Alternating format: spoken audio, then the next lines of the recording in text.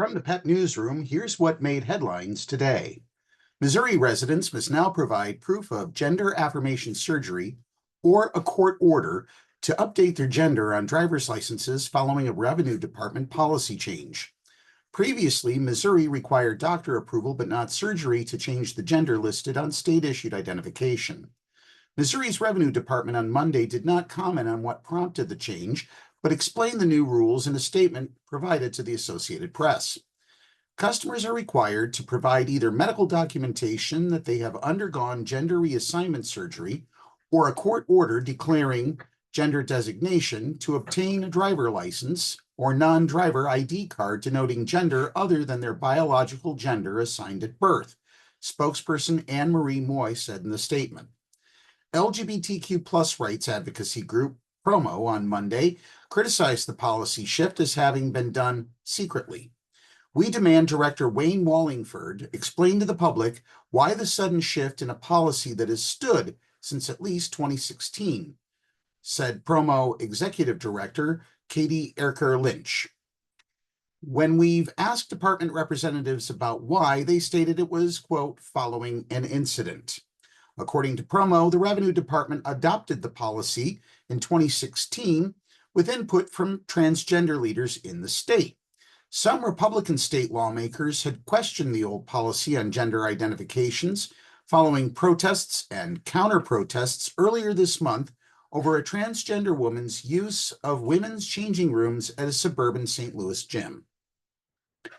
The South China Morning Post is reporting that a man in China who was awaiting gender reassignment surgery has sued a hospital for 80,000 yuan, or 11,000 US dollars, claiming he was forced to undergo electroshock therapy.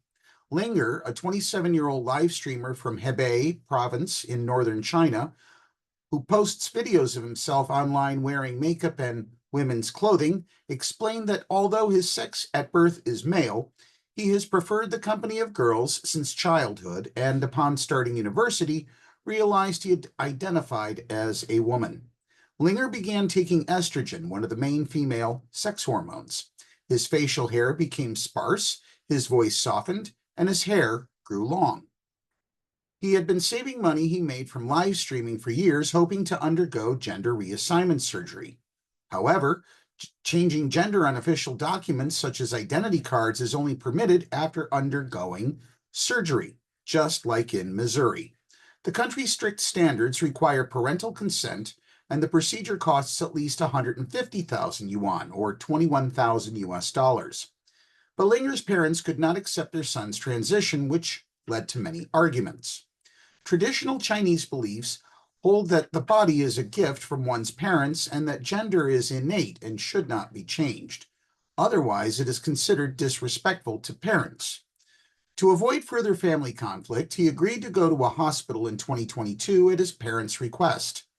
Even though he knew it was a psychiatric hospital, he didn't think he had a mental illness. What happened next explains why he is now suing the hospital.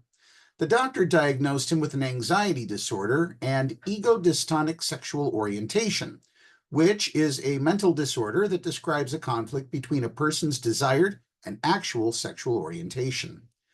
Medical staff at the hospital confiscated his phone and kept him as an inpatient for the next 97 days.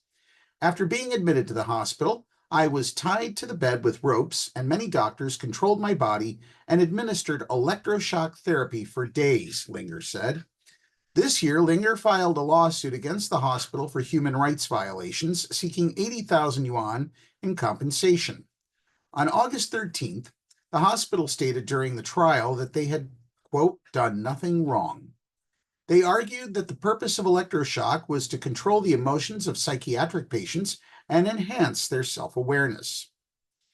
In China, being transgender is not classified as a mental illness. Pan Balin, a plastic surgeon in Beijing, said that using electroconvulsive therapy to try and reverse gender identity was not scientific.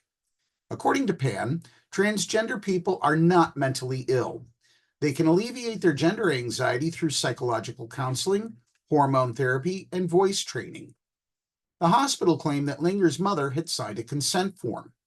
Chinese law allows for the involuntary hospitalization of patients with mental disorders in specific cases, such as when they have shown or are at risk of self-harm or endangering others. Legal experts contend that if these criteria are unmet, forced hospitalization is unjustified. Linger's case is still being heard in court. And we close with some much more upbeat news.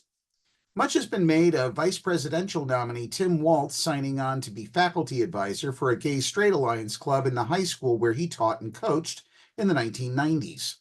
He made the school a safe place for everybody, Vice President Kamala Harris shared as she introduced Governor Walz as her running mate. Tim knew the message that it would send to have a football coach get involved.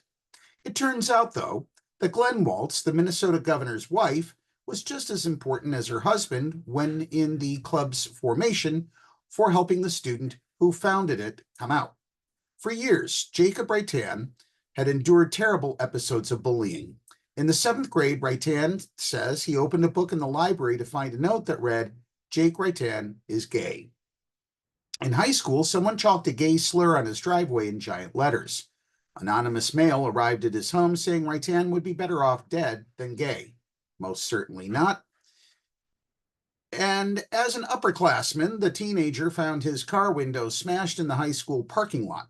And that's when he decided it was time for a change. 2 years earlier, Reitan, now 42 and a lawyer and gay rights activist, was shocked when Gwen Walz, who taught English at the same high school that her husband did, announced that her classroom was, quote, a safe space for gay and lesbian students. Reitan, then age 15, said he froze and wondered to himself if the remark had been meant for him. "I did not know many gay people, and there were no gay people on TV then," Reitan told the New York Times. "It was very much a closet of one." Ms. Waltz told him later that she thought a reassuring word from an adult could make a big impact on his self-esteem. Soon she became a close confidant to the teenager. We'll have more news coming up in the next hour, but for now, let's get back to the music on PEP Radio.